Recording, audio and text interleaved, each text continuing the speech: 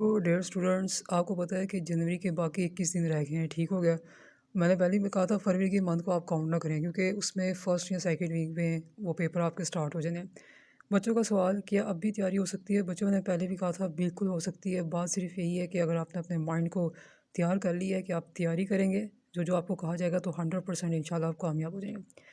एक और सवाल है, डे शर्ट कब आएगी? बच्चों, डे शर्ट पीयू के मुताबिक इंशाल्लाह ये जनवरी के मिड में आ जाएगी। ठीक है। और रोल नंबर स्लिप कब आएगी? आपको पता है कि एग्ज़ाम से 10 दिन पहले रोल नंबर स्लिप्स आना शुरू हो जाती है। जैसे ही आएगी आपको बता दिया जाएगा।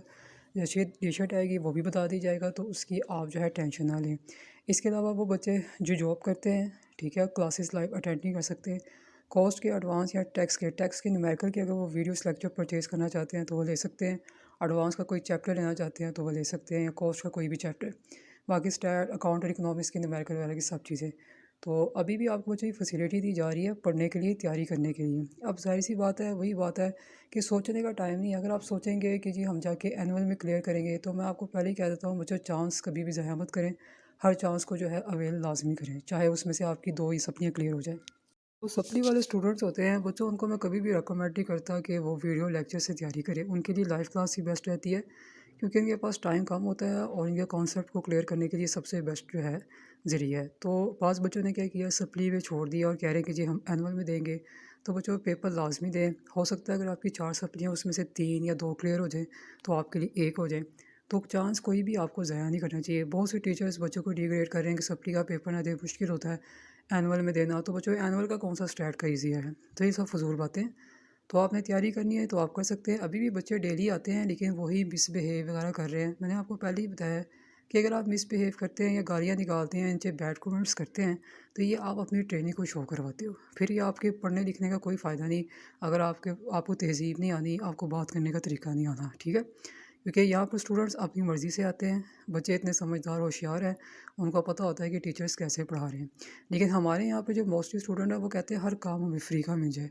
तो बच्चों, ये चीज़ मुश्किल है। और आप फ्री के काम की अगर बात कर रहे हैं तो वैसे ही उसकी कदर नहीं करते बच्चे। पहले मैं पढ़ाता था, बच्चे उसकी कदर नहीं करते थे। और जब आप फ़ीस देंगे तो उनको कदर होगी कि हमारे पेरेंट्स दे रहे हैं, तो हमने तैयारी करनी है। अब पीयू बार बार फ़ीस बढ़ा रही है ना, तो अब बच्चों को थोड़ा सा होगा कि हमें तैयारी करनी है ताकि हमारी सप्ली ना आए। अगर ये फ़ीस बहुत सस्ती होती, 1 या 2 हज़ार होती, तो बच्चों ने बार बार सप्लियाँ नहीं दी। अब देखिए आने वाले वक्त में ये 12 या 13 तो इसने कर ही देनी है। तो बेस्ट यही है कि अपनी तैयारी करें अच्छे से और पास हो जाए। थ्योरी सब्जेक्ट्स की जिन बच्चों की सप्ली है, वो टेस्ट के लिए जो है रब्ता कर सकते हैं। ठीक हो गया। तो थ्योरी के लाइव टेस्ट देने से ये फ़ायदा होता है आपको, आपकी स्पीड बढ़ जाती है, आपको आपकी मिस्टेक्स पता चलती है, पेपर में प्रेज़ेंट कैसे करना है, वो सब पता चलता है। बच्चे देते रहे हैं, जितने भी बैच हमारे आए हैं, स्टूडेंट टेस्ट देते रहे हैं और टेस्टों से ही तैयारी होती है। ये जिन बच्चों की सप्लीज़ आई है, जो कहते हैं खुद से कर लेंगे, ये बहुत कम होते हैं जो स्टूडेंट्स निकल जाते हैं, वरना मोस्टली दोबारा बार-बार सप्ली रहे हुए होते हैं। ठीक है? एक टाइम टेबल जो बनता है, एक क्लास का जो शेड्यूल जो बनता है, वो एक चीज़ अलग होती है, एक टीचर की गाइडेंस जो होती है, वो अलग होती है।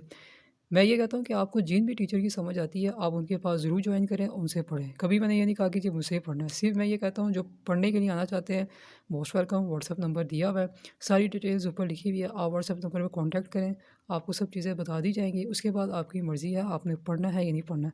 लेकिन काइंडली यहाँ पर जो ये एक घर का इश्यू लेके आते हैं ना बच्चों, वो मत लेके आया करें, क्योंकि हर चीज़ का रूल्स एंड रेगुलेशन होता है। अब आप पीयू की फ़ीस जमा करवा रहे हैं, वहाँ पर इश्यू सुनाएँगे तो वो कभी भी नहीं सुनेंगे।